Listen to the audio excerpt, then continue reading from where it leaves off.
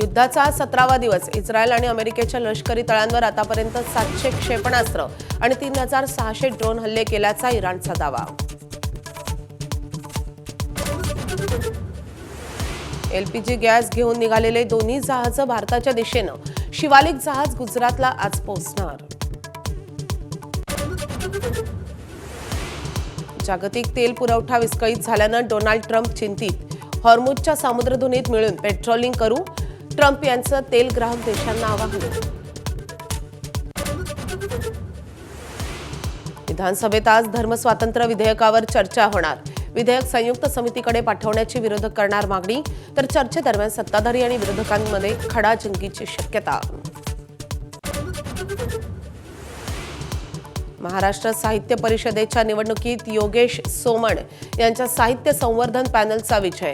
अध्यक्षपदाच्या निवडणुकीत सोमण यांचा मिलिंद जोशी यांच्यावर 45 मतांनी विजय.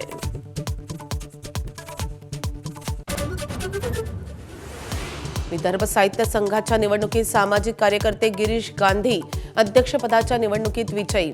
प्रदीप दाते यांच्यावर 1474 मतांनी विजय. गरज असेल तिथे बदल करू, असं गिरीश गांधींची प्रतिक्रिया. नागपुरात तक्रार देण्यासाठी गेलेल्या तरुणालाच पोलिसांकडून मारहाण. मारहाणीत तरुणाच्या कानाचा पडदा फाटला. दोषी पोलिसांवर कारवाई करण्याची कपिल रेवतकरची मागणी.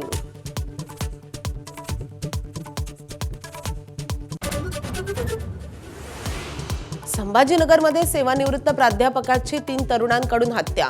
टीव्ही शो सुरू करण्यासाठी 50 लाख उकळले आणि पैसे मागताच संपून टाकले.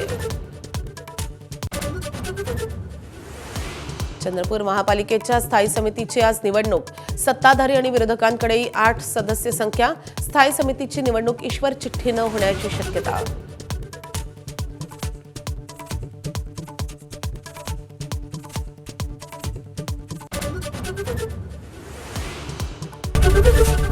एबीपी माझा, उघडा डोळे बघा नीट.